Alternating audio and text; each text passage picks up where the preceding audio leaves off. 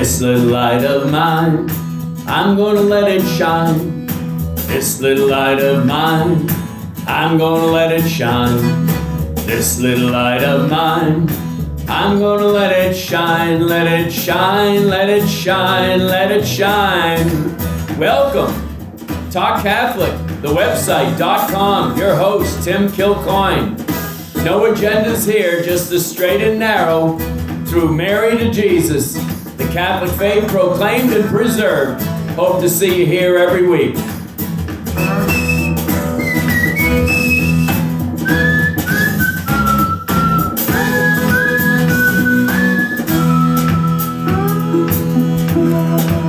TalkCatholic.com, it is first Saturday, time for our part 2 interview with Father Frank Pavone, the Great. And I have no problem in saying that whatsoever. Yes, from the depth of my heart. I would say the same about Bishop Strickland, Archbishop Vigano, and every canceled priest out there practically, with canceledpriest.org anyway. We're in a climate where being a truth-telling Catholic is not cool with the hierarchy. This is unprecedented. This is uncharted territory. And I do pray for the warning of Garabandal in my rosary every single day, if it be in God's will, for the great wake-up call to our leadership. But just the fact that I'm actually interviewing a priest that I consider to be one of the greatest, most heroic, holy men of God, the founder of Priests for Life, the foremost spokesperson for the life of the unborn child. And he's basically in the bullpen, kind of waiting to get reinstated. So may we pray that he does. In our first interview, I put the focus on not so much abortion, but the tyranny against free speech, particularly political speech. How dare we religious types go there, while the sordid lives of drug cartels and other very strange profiles these days get free rein, so it seems. In the area of faith and morals, ladies and gentlemen, the priest, and certainly the bishop, has every right to speak in all areas pertaining to faith and morals. And yes, indeed, that includes the political sphere, the scientific sphere, the world of literature, movies, TV, internet, and the spiritual domain. And we brought out the fact that if they don't speak, then it kind of tells you something, and really, they're actually speaking very loudly from the other side.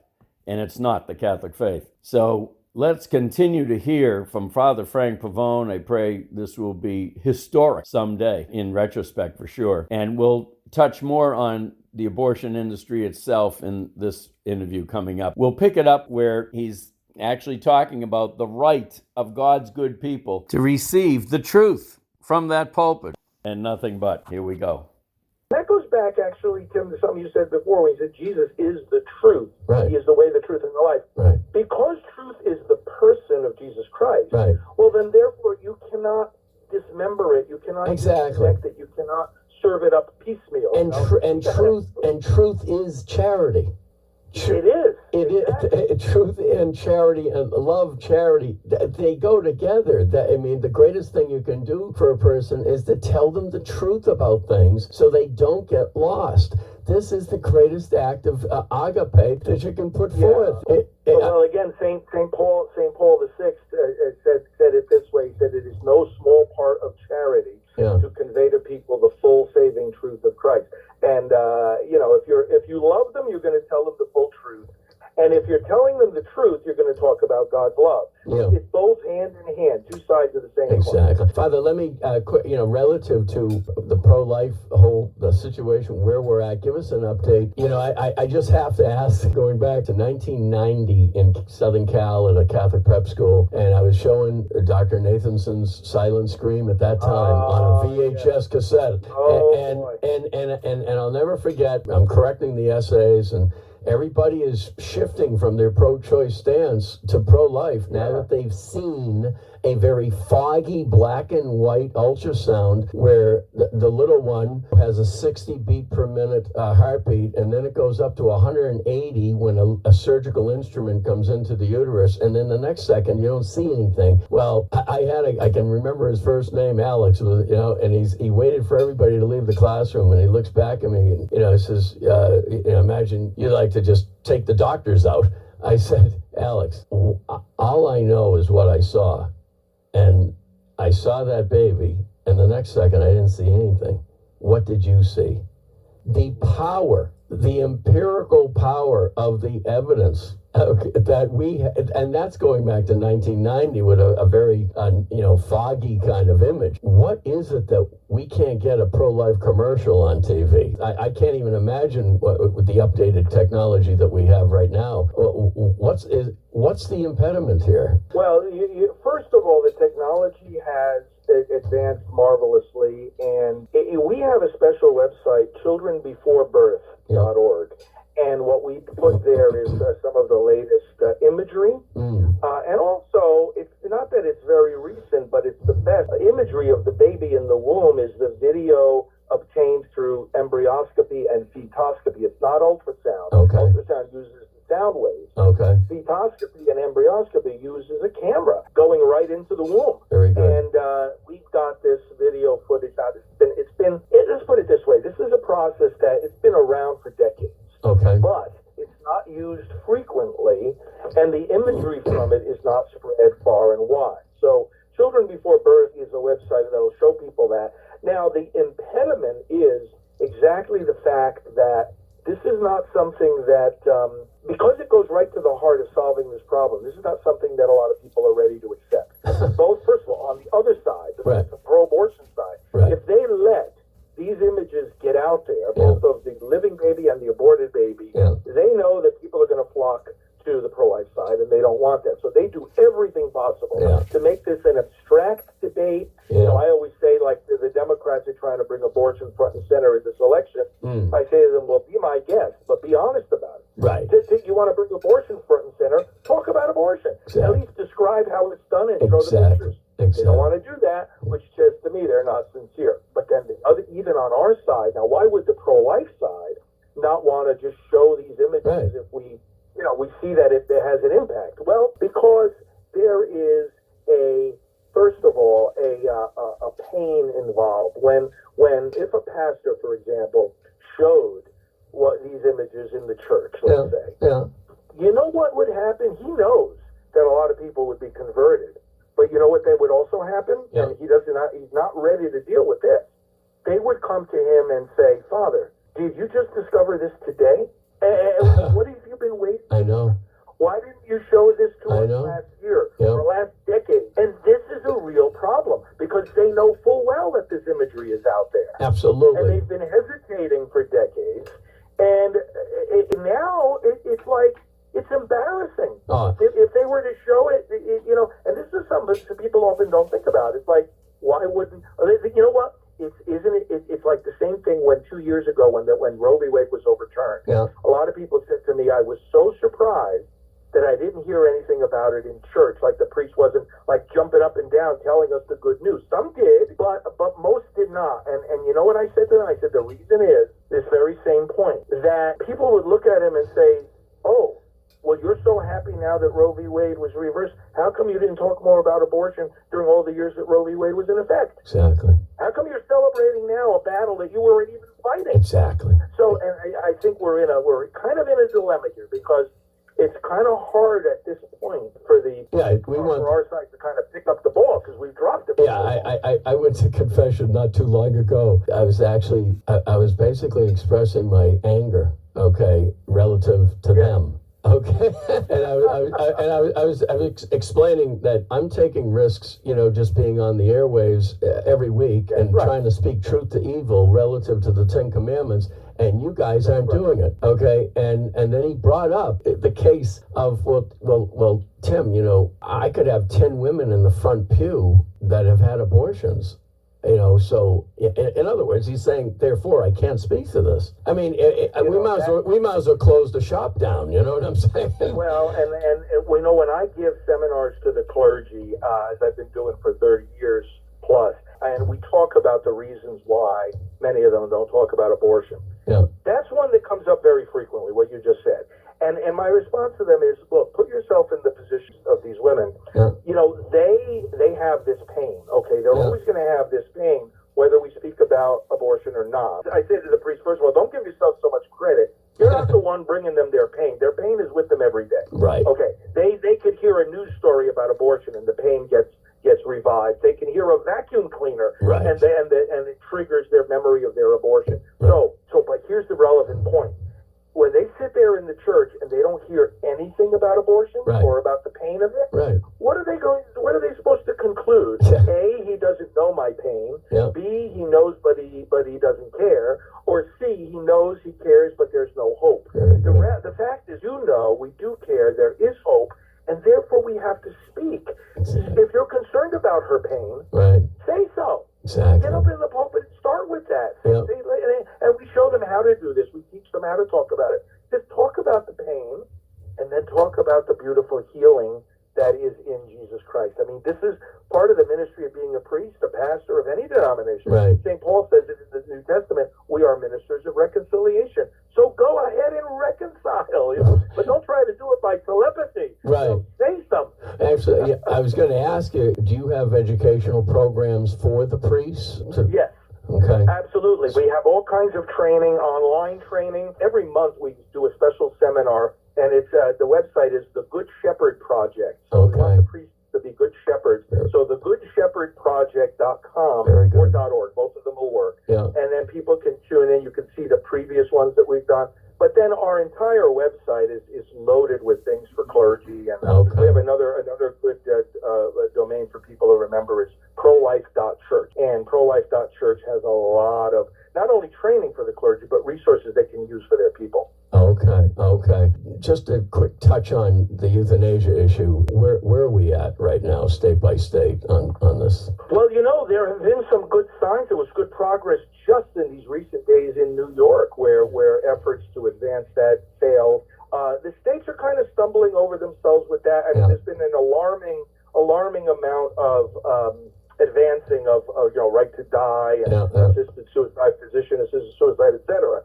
However, it has not been without its pitfalls. I mean, we have not been without our victories, let's put it that way. And, praise God for that. I mean, in some ways, a lot of people might be putting the dots together and say, wait a minute, this is just like whether between abortion and euthanasia and all these other things, this is too much. It's a worship of death. And I think people may be starting to see that, this is going too far. Can you highlight just quickly, is it not a minority of Phyllis Schlafly crusaded, it's judicial activism that is the real behind-the-scenes killer. Can you speak to that just quickly? Yeah. Yes, judicial activism, the people vote on one thing and then the courts, 3 judges, sometimes 1 judge, sometimes 9 judges, to write it down.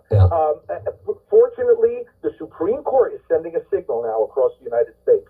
Stop the judicial activism. That's one of the best things about this court. That's what they did in Dobbs. They said, this issue is to be resolved by the people, not by the courts. And even this most recent decision the other day about the chemical abortion, if you read the decision carefully, they are really, really coming from a position not of pro-abortion. They're coming from a position of limiting the power of the courts. We are on a good track with this. But judicial activism has been alive and well for far too long in our country. And again, it's simply the idea that we as a court are going to set public policy, even if it's against the will of the majority of the people. And it's like, that's not the role of the court. The court, you want to set public policy, go introduce a bill in the legislature. That's the way it's supposed to be. Right. What about this Equality Act? Can you give us a little insight? Yes, and this both on a federal level and in a number of states. The other side is trying to say that equality means that there has to be unlimited abortion, because after all, only women can get abortion, and therefore, if you in any way limit that, you are making an inequality between men and women. But of course, that's based on the false notion that the act of abortion only implicates the woman. And we're all in favor of equality, but there are differences between men and women, and there are also considerations to be had about the second life involved in having the abortion procedure. So this is one of the dangers that we're facing, and a lot of times this threatens religious liberty too, where the implications of these laws or these bills are that people can't even object, or if you're a doctor, you can't say, I don't want to be involved in this, and they'll say, but you're discriminating. Fortunately, the laws and also the Supreme Court, again, in this recent decision, strongly upheld conscience rights for doctors. Okay. And that's why things like the Equality Act and other similarly named measures, there's lots of them. We have to always ask the question, will this preserve or weaken religious liberty and conscience protections for conscience objection? Because very often the other side is not respecting those things. Right. Father, I like to hold it right there because we got an election coming up on the next first Saturday. We'll be just a few days away from what many have said could be the most important election in our country's history. So I'm going to hold just a few minutes of our final segment for that you might be the voice to send Americans to that ballot box with a conscience rightly formed. This is WQPH Radio 89.3 FM. On the other side, we have another great Mother Mary Angelica in her book, Answers, Not Promises. Can we ever hear enough about fidelity in relationships? The song, Picture Me by Eden's Bridge.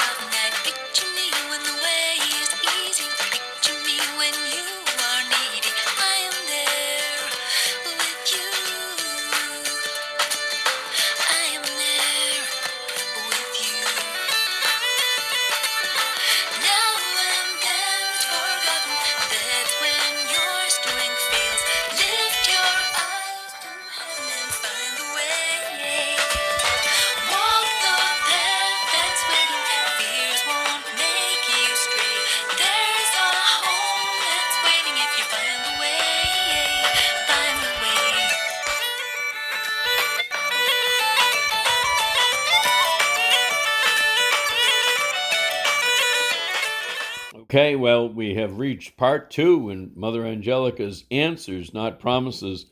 The first part had to do with the following 4 questions. Why is it so hard to believe? What does God want with me? Why do we suffer? And why won't God answer my prayers? And now we go to part 2, Life and Love. And the first question here is, how can I overcome lust? She begins, the letter was handwritten in ballpoint on corporate stationery, which is why I suppose it caught my attention in the first place. It was from the chief executive officer of a Midwest conglomerate, a man who evidently did not want his secretary to see this particular piece of correspondence. Dear Mother Angelica, I don't really know you, but even if I did, the very fact that I'm writing to you, a Franciscan nun, surprises me. I became aware of EWTN about 6 months ago when I bought a satellite dish. I have a home in the country and had purchased a dish so I could receive better reception. Actually, that's only partly true. The reception I was most interested in was X and R-rated movies. The first week, my television was wired in. I came across you, a nun in an old-fashioned habit. I had not been to Mass in 20 years. And why I lingered for even a moment at your network is beyond me. Let it simply be said that you got my attention. Since then, I have been a loyal viewer of your network, and I never again have been tempted to check out the porno movies. My life isn't perfect, but it's been better because of EWTN. They have helped me to return to the church.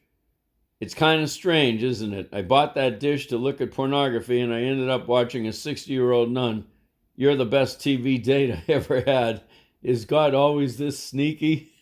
Well, as Mother says, As you can imagine, cheers went up around the monastery when I read the letter aloud to the nuns. But they weren't cheers of surprise. Over the years, we've seen some of the strangest, sneakiest behavior imaginable by God. We get a lot of letters and calls from people who were looking for some adult movies and ended up watching EWTN. And at least a dozen times we received calls from men ranting and raving for us to get that nun off their television. We have to wonder why they don't simply change the channel. To answer our friend's question, God is sneaky when it comes to helping people conquer their moral problems because he knows that they can't do it alone. You need God's grace to overcome sexual temptations, and with his grace you can wage a holy battle against your weaknesses. I want you to know that if you have a problem with this kind of temptation, you're not alone. Lust is one of the 7 capital sins that have brought thousands of people to our network in search of guidance. Sometimes they arrive accidentally, quote unquote, like the man who was looking for some pornographic movies and ended up watching EWTN. But usually we hear from them because they've suffered the consequences of lust: adultery, abortion, discontent in their marriages, obsession. The list is a long one. Now, there are always some skeptics in the audience, and if you are wondering what a nun who looks like your grandmother could have to say on the subject of lust, let me issue this warning. I have a lot to say because I have seen it ruin so many lives. If I sound prudish and old-fashioned, then so be it. Do me a favor and read this chapter to the end, because if you're dealing with a weakness that has to do with lust, you have an enormous struggle ahead of you. A struggle that requires that you use your intellect to pray for God's grace and to live in the present moment. How do I overcome lust? You start by truly appreciating the gift of sexuality that God has given you. Well, a few quick points I like to share as I ponder what Mother just shared with us. First of all, I often wonder what percentage of Catholics in particular have even had a course in human sexuality in the Catholic tradition. That was the name of a course I took at Boston College in the 1970s.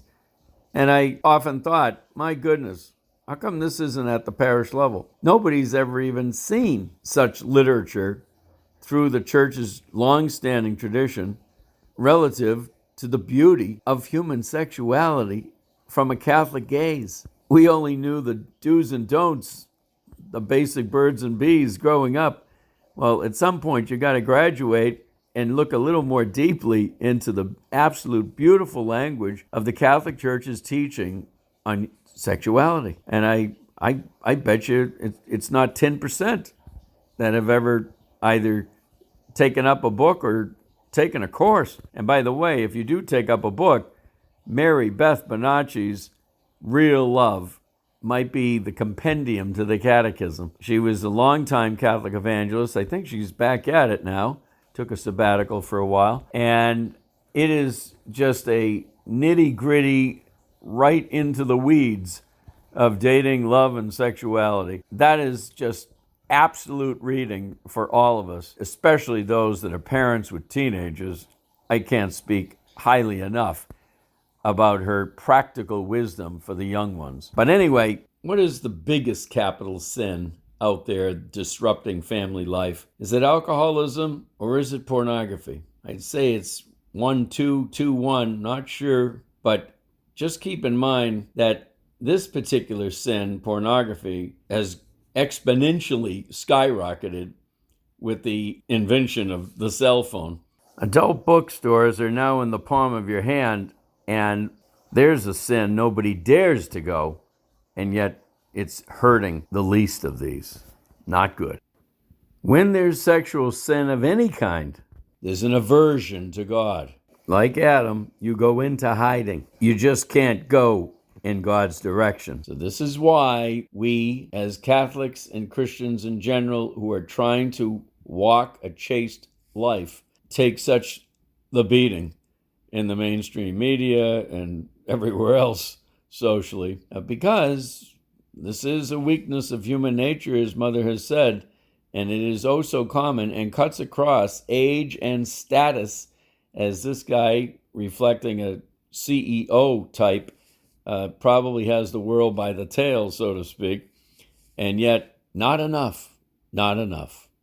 as the old song said, is that all there is? So this is deadly serious, ladies and gentlemen. If there might be one true reason how our country has been slipping and sliding for so many years now, I think it probably correlates to the onslaught of pornography in your household, and particularly when it became accessible to little ones, not just on your cell phone, but on the cell phones of 12-year-olds. Think about it. Woe to us, as the scriptures make clear. Is that a topic for concern? You better believe it, right here at WQPH Radio 89.3 FM. Have a great week, everyone. And don't forget our final segment with Father Pavone, first Saturday next month.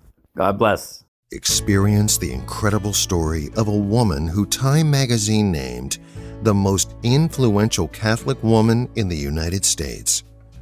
Rita Rizzo, the future Mother Angelica, grew up in a working-class neighborhood in Canton, Ohio during the Great Depression.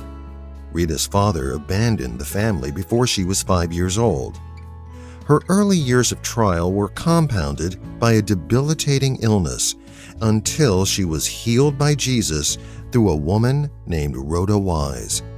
That healing set her life on a course that would ultimately change the world.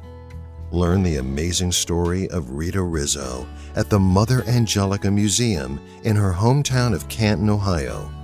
Go to www.motherangelicamuseum.com. Be inspired. Plan your visit now at motherangelicamuseum.com. Let your light shine. That is what it's all about here at WQPH Radio 89.3 FM. But we need to hear your story. You want your voice to be his voice. That is making the faith known to others. Please, my number is 877-625-3727. Tim Kilcoyne, TalkCatholic.com. St. Mother Teresa told us, your ministry is your work right where you are. Grab on to this microphone. God bless.